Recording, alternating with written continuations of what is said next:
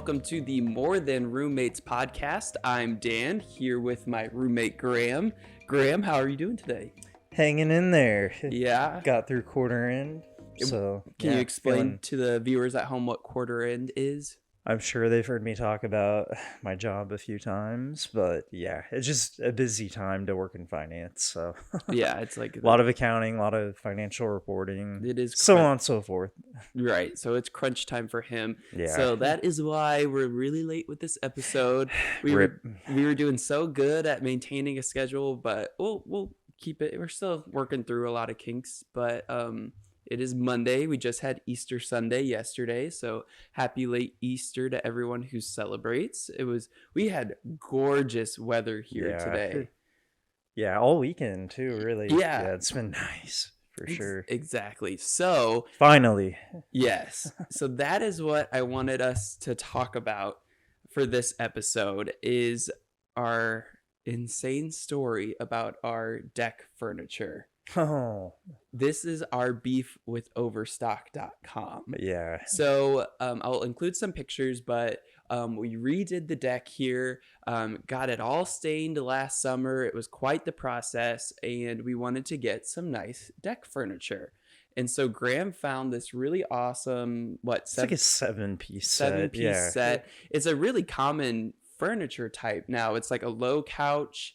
That like kind of like a fake wicker sort of weaved look, I guess. But... Yeah, and each seat is like changeable. They can all connect together, so you could do like a U shape or an L shape or a straight line, however you wanted.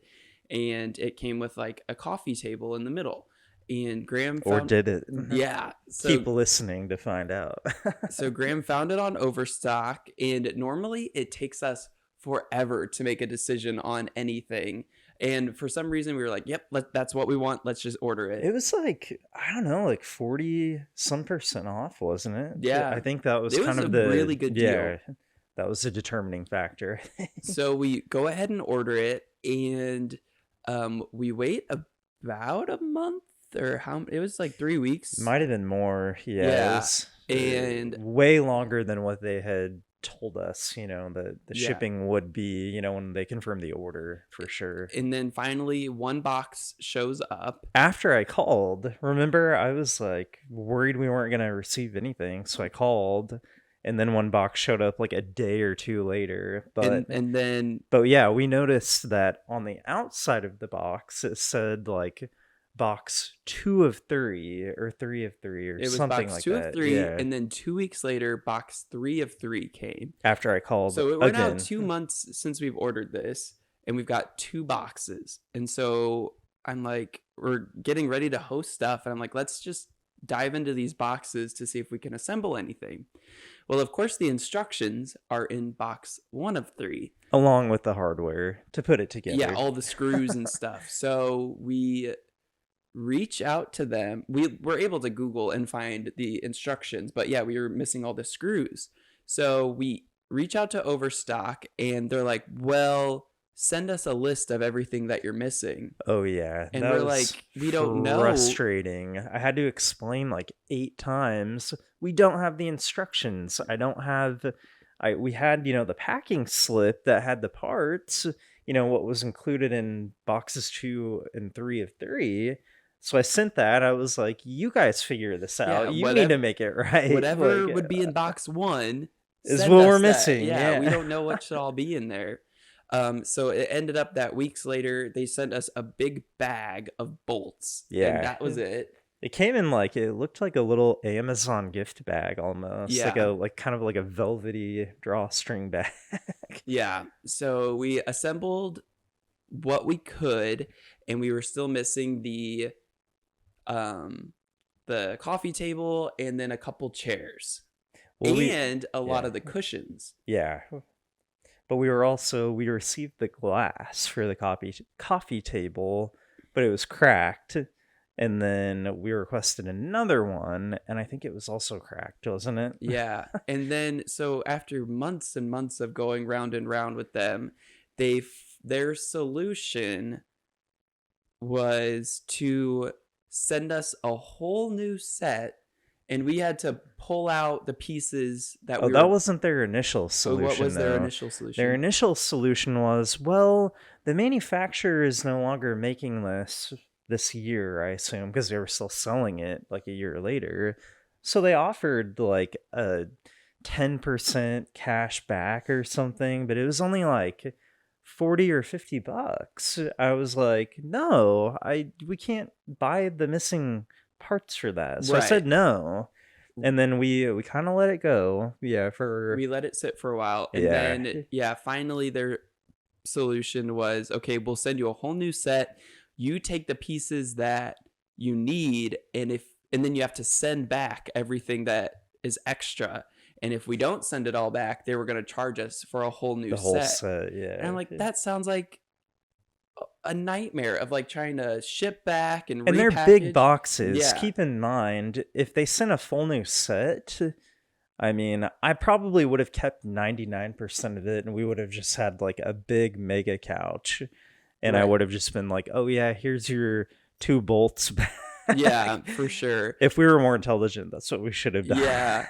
And so we were like, no, that sounds like a logistical nightmare of trying to send stuff back. And how do they prove that? Oh, it was just, and this was like back and forth, and they were just not budging. I'm like, customer service, you didn't send us the product. Give us our money back at this point. Yeah. And it ended up that we had to file with the I filed with the Kansas Attorney General, the Consumer Affairs. So yeah, thank you. I wouldn't put her name in. So we filed with the Assistant Attorney Generals, and so I didn't know that you know each state has this department and you can file for free. Like, you know, I've never sued or anything, but they sent Overstock this scary looking letter, and that was all it took. That then they were like, okay, you're going to get all your money back. Yeah. And so keep in mind, I had to like send them all our communication. I sent screenshots of like the invoice, you know. It was a lot of like hoops to run and jump through for sure, but yeah, it was worth it. Yeah, we got all our money back. We got all our money back, and we were able to keep the pieces of the furniture that we have. So we never got the ottoman or the coffee table, and like half of the cushions, right? And so which we thought, okay, well, we could probably buy the cushions with, you know, the money we got back, right?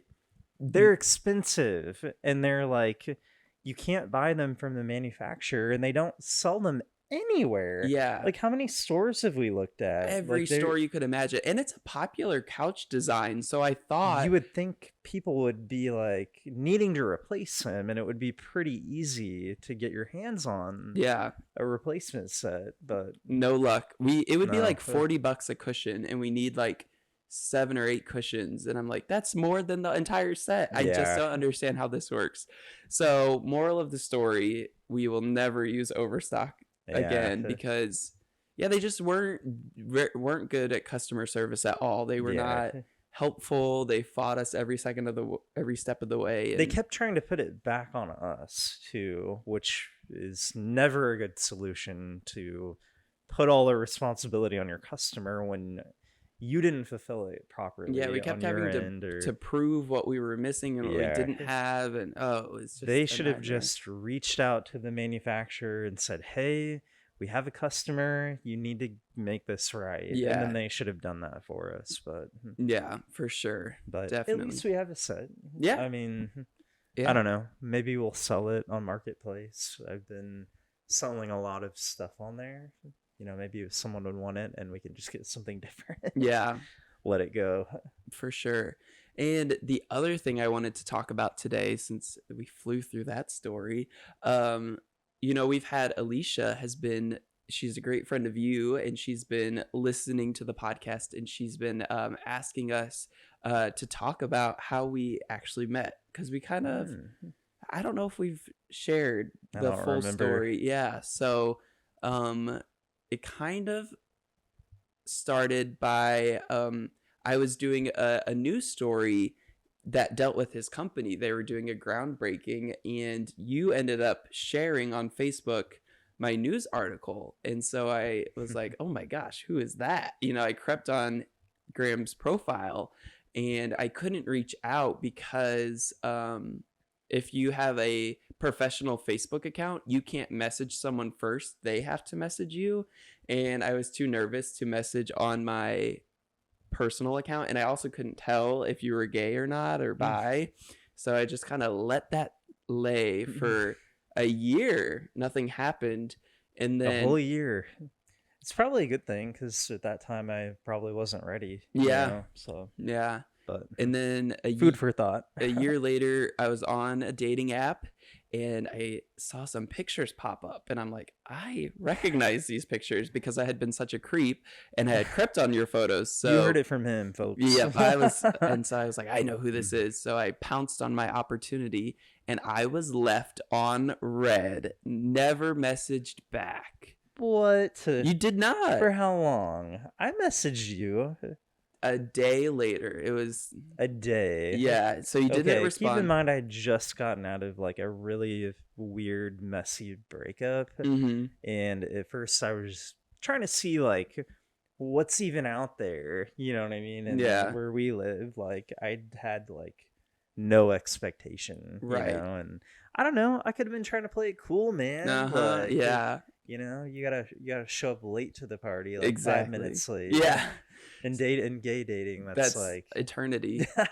And so, like, I guess it was the next day or a couple days later, I was at the Capitol working. It was right when the pandemic was starting, and the governor was doing a press conference about, I think it was like the first couple cases in the state had just happened, and I was sitting in my car editing.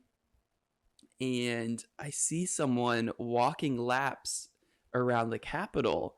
And I'm like, that's that guy I messaged that never messaged me back. We had talked at that point, hadn't we? No, we hadn't.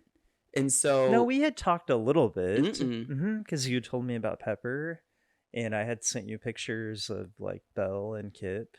No. No, that hadn't happened. You walked by and I opened up the app. And I messaged you. I was like, are you at the Capitol? But we had conversation. I wouldn't just be like, hey, are you at the Capitol? We talked. I would never do that. So. No, I don't think... Okay, we're going to download this app again. And we're going to look back. Because how I remember it was we had it messaged and I opened up the app and it shows you in feet how close you are to the person. Creepy, right? And so it brought my messages to the top because we were close by. And that's when you sat down on a park bench that I could see from the car. And we didn't know where we were at, but it brought my messages to the top. And I think that's when you first saw my messages because we were in close proximity. So then you start chatting and I thought you could tell where I was. But I didn't know at the time that you wore glasses and you didn't have glasses on while you were walking. So, pre-LASIK me, I was blind as hell, man. And so we were messaging and I would like... It was like 20/40 I was in like, one eye and 20/55 in another eye or something. So I was messaging and I would like duck down every time he looked over and I thought he was like knew what was happening, but and I was over here like yeah. If you're listening, I'm squinting my eyes. Yeah. So then we started messaging and then we went on our first date and it was amazing. I could tell you were nervous. I didn't feel nervous. Oh, I thought you were nervous. I was like, and I felt like that just like I mean, first dates are always a little bit like, nerve-wracking. You know what I mean? Like a little nerve-wracking, but. And so the conversations were flowing. I remember the server like came 3 times to try to take our order, but we hadn't even looked at the menu because we were just talking back and forth. Yeah. And I think one of the things that made you stand out was immediately after the date, you texted me. Like I had just gotten in the car and you're like, I had a great time. I would love to do that again, which I just thought that was super attractive because you weren't playing those games. I was like, that's my boo. Yeah. After that, no. And I was like, hoping though. Yeah. And I could tell really early on. And then literally every day after that, we hung out. That first date. We did. Yeah. I would like right here on this couch. Yeah. We went to Brewbank. We were like, we went on 2 dates, and the second date the bar was empty and we were like, oh, wow, I hope this pandemic doesn't ruin our St. Patrick's Day plans. Oh yeah, no, we wanted to go to Fake Patty's. Remember, I was trying to drag you out to Aggieville. Yeah, so Manhattan, Kansas has Fake Patty's Day, and it's like a super intense drinking event. I've never gone. I'm way too old to do it again now, so the whole town just comes out for this, and our plan was to go, but it was canceled, of course. And so then we started quarantining together. You invited me to stay here, and we kind of just had to make a decision because you were nervous. You worked with the public like face to face, daily, and I think at that point was dismissed to work from home, 24/7. Little did I know that would be like 2 years of that. Yeah, and that was my thing. I was told him, I'm like, you were like, if we get sick, it's probably gonna be because of you. Me, yeah. And so I was like, we decided to isolate together so that we weren't seeing other people, like just like hanging out with a bunch of different people. And that kind of, I think, accelerated our relationship, but I think in a good way. Like, it really showed us like what it was like to live together. And you want to learn about a person like living together, quarantining together, going from like 0 to 100, essentially single guy, like bachelor pad, to, you know what I mean, like the three of us. You learn real quick. For sure. But obviously, like, we really enjoy being around each other, and and especially in that stressful of a time, I really think it showed who we were, and we were like, I can deal with this. We were making whipped coffee and downloading TikTok for the first time, and watching Tiger King and all that nonsense. Oh my gosh, Tiger King. Man, I'm still processing that was 3 whole years ago. I think we talked about this, but it doesn't make any sense in my mind, because if I take like 2020 backwards to 2017, it feels a lot different than now back to 2020. Like, those years just felt, I don't know. It was just such a crazy time. I remember I was interviewing an emergency response coordinator for a small town, and he was like, yeah, we're making preparations 3 years out. And I was like, 3 years of this, and I just couldn't. But I mean, it was kind of true. Like, I think it diminished quickly, but like there are still protocols in place, like that was kind of their master plan for safety and everything. But I'm like, I remember coming home after that, and I'm like, 3 years of this, that would have been insane. I can't believe how awful. I can't believe how fast we've gotten back to normal. I'm glad to be back in the office a couple days a week too, and have like a little bit of more normalcy, but that was rough for sure. There was no gym, Oh yeah, I remember that. It was just like you got hit from every angle, all at once. And it was just weird. There was nothing going on. There was no new TV shows. No.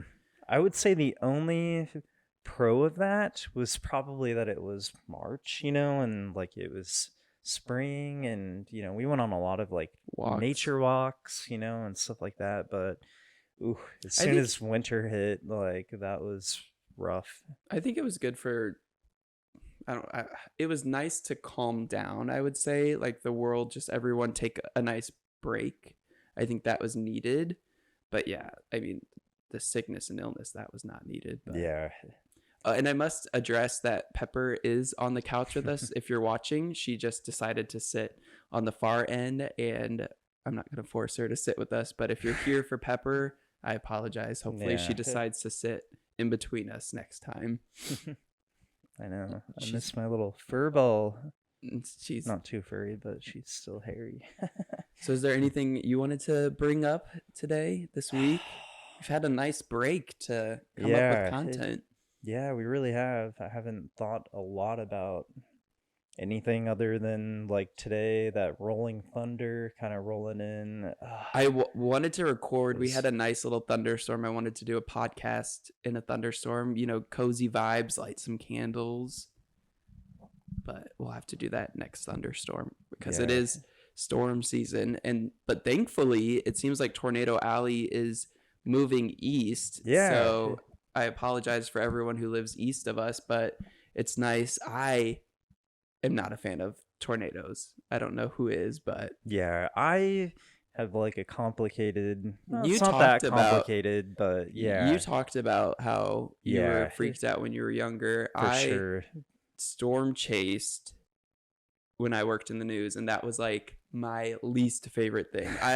Send me to a crime scene, send me to an active something going on, that's fine. Do it any day of the week. Storm chasing, heck no. That was like my kryptonite. I would always be paired with someone. It was supposed to be paired with like a meteorologist and then like a normal reporter, but somehow I would always get paired with a sports anchor or something. So neither of us knew what we were doing, and I'm like, this is scary to me. Yeah, that would. I do have a funny storm story. I wasn't storm chasing, but I was driving home to St. Louis to visit my family, and my dad was like, okay, there's this really bad storm cell, and if you leave right now and you maintain your speed, you should be able to get home before it hits. So it was gonna like follow me, and I made it all the way to my exit to get home, and the storm just, like, I couldn't see 2 inches in front of my face, just pounding rain. It was starting to hail, and I literally have like 5 more minutes of a 5-hour trek. So I'm like almost there, and I'm like driving like only 25 miles an hour because I'm off the highway, going through side streets, and the rain is just coming down, and like I see a wire hanging down into the road right in front of me, and I see it too late to stop. So I audibly scream because I really think it's a downed power line, and I just truck right through it. And I like brace, and I even like get ready to get jolted, and I don't feel anything. So I quickly call 911, and I'm like, hey, there's a downed power line. Go check it out, blah, blah, blah. I think I just drove through it. And I get home, I jump out of the car, my parents run out and hug me. I'm like shaking. I'm just like, wow, I really just thought I was going to get electrocuted. And they're like, well, you made it home. Like, go back inside. You're good.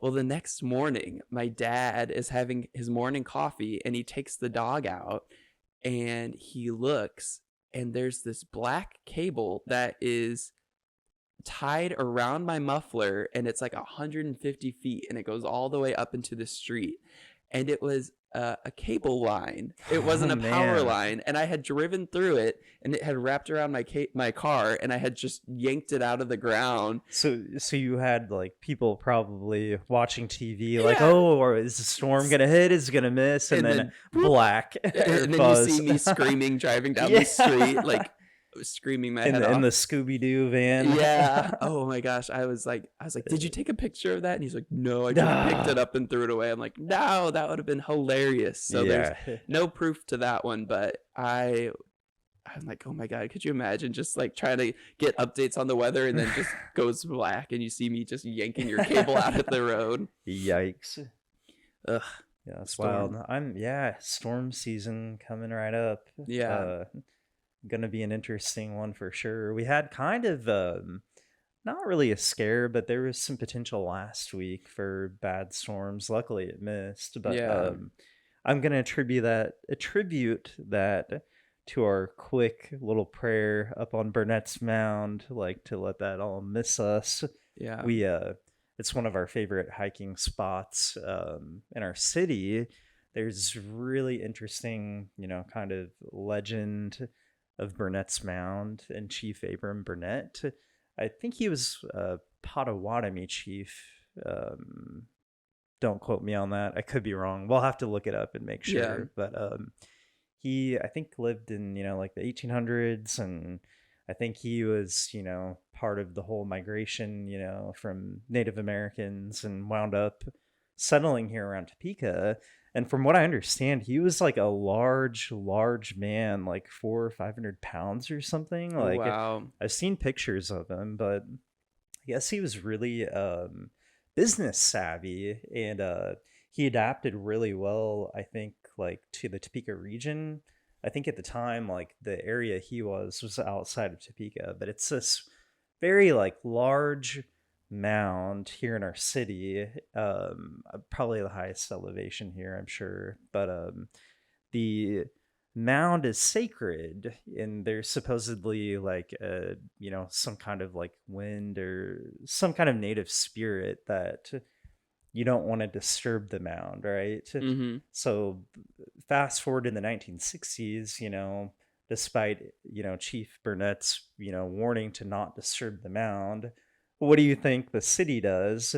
They build the interstate, and then they messing with stuff. They cut into the base of it, and then they put that big water tower up there too. Mm-hmm. And then probably not even 4 or 5 years later, like an F5 tornado like cut right through Topeka. It went right over the mound. Oh wow. And it was probably, I'm sure it's still one of the costliest tornadoes in US history for sure. Although I don't know, it seems like they're becoming more frequent too. It's really sad, but yeah, global warming, I mean, more intense heat, I'm sure, creates more instability and whatnot. So for sure. Yeah. So I don't know. Interesting little tidbit on fun history. Facts. It's a really cool spot. Yeah, we love hiking up there. It's a great view of the city. But yeah, hopefully we have a very calm storm season. Just maybe some nice showers and a little thunder, but nothing. Please, thunder and lightning. I need it. For sure. My favorite. Well, I think that'll do it for our episode. Thanks for tuning in to episode 8. 8? I already lost track, man. I think we're at 8. So last week threw me off. We hit 50 subscribers, so thank you everyone who's subscribed on YouTube. Thank you. But yeah, so keep listening, liking, all that stuff, and keep throwing more ideas out. Yeah, please comment. I'm always looking for whatever you want to hear about. Yeah. Oh, can they see our new project? I think they can see a little bit. I'll put a picture of it. They can see the clock for sure. But new clock, and then we got a new light in our kitchen. Yeah. It's really nice. Yeah, that was a fun little project this weekend too. Yeah, keeping busy. Anyway, that was a final thought. Yeah. By Graham, roommate Graham. Yeah. But tune in next time. See ya. Thank you.